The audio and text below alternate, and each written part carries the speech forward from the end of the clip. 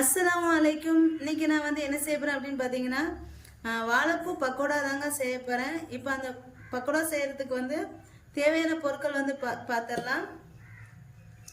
நான் வந்து இந்த முத்தின வாழைப்பூ இல்லாமல் இந்த எலசு லாஸ்ட்ல இருக்கும் பார்த்தீங்களா, அந்த மாதிரி வாழைப்பூ வந்து ஒரு கைப்பிடி வந்து எடுத்திருக்கேன். இந்த அளவு இந்த மாதிரி எடுத்திருக்கேன்.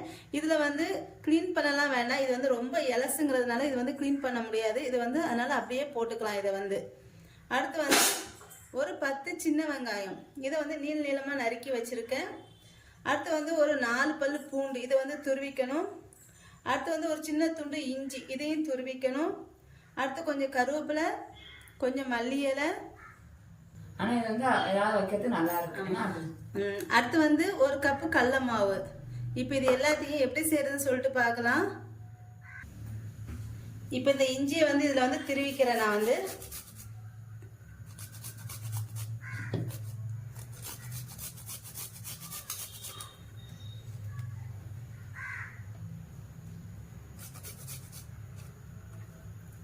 அடுத்து வந்து பூண்டு எல்லாத்தையும் துருவிக்கலாம்.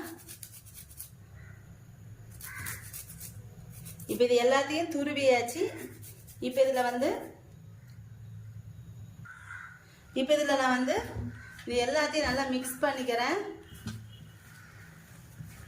மிக்ஸ் பண்ணிட்டு இதில் வந்து 1/4 ஸ்பூன் மஞ்சத்தூள் வந்து சேர்த்துக்கிறேன். அடுத்து 1 ஸ்பூன் மிளகாத்தூள் சேர்த்துக்கிறேன். எதுக்கு சிரிக்க. அடுத்து வந்து தேவையான அளவு உப்பு.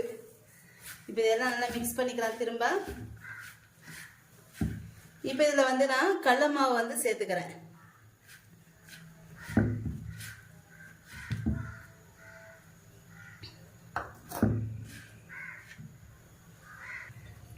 இப்போ இதில் 2 ஸ்பூன் அரிசி மாவு வந்து சேர்த்துக்கிறேன். சேர்த்துட்டு இதையும் கலந்து விட்டுக்கிறேன். அடுத்து வந்து பெருங்காயம், காயத்தூள் வந்து கொஞ்சமாக ஒரு 1/4 ஸ்பூனோடு கம்மியாக சேர்த்துருக்கேன். இப்போ இதில் வந்து லைட்டாக தண்ணி தொளிச்சு இதை வந்து மிக்ஸ் பண்ணிக்கணும்.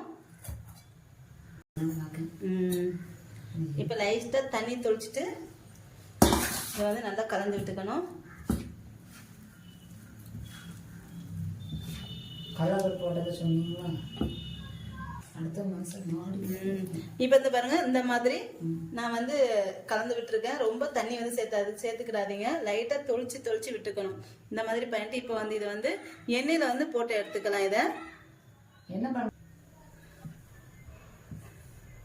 இப்போ வந்து எண்ணெய் நல்லா காய வச்சுருக்கேன். ஒரு பாத்திரத்தில் எண்ணெய் ஊற்றிட்டு இது காஞ்சதுக்கப்புறம் இதில் வந்து இந்த மாதிரி சின்ன சின்னதாக போட்டுக்கணும். கீழே வந்து மீடியம் ஃப்ளேமில் வச்சுக்காங்க.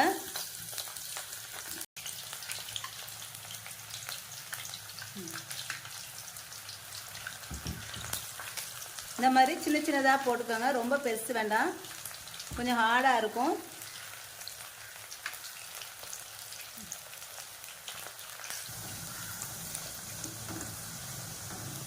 இப்போ இது வந்து எடுத்துடலாம். இந்த மாதிரி சின்ன சின்னதாகவே போட்டுக்கோங்க. அப்போ தான் சாப்பிட்றதுக்கு நல்லா இருக்கும்.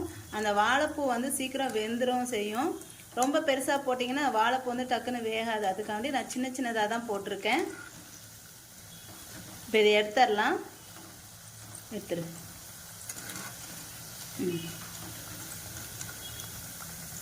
அன்னைக்கு பவுலில் இருக்கிறது எடுத்து வைக்கணும். அதுதான் சரி.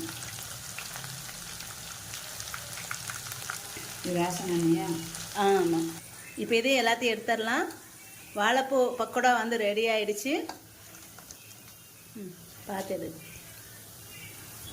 நல்லா முறுமுறுன்னு கிறிஸ்பி ஆட்டு வாழைப்பூ வடை வந்து ரெடி ஆயிடுச்சு.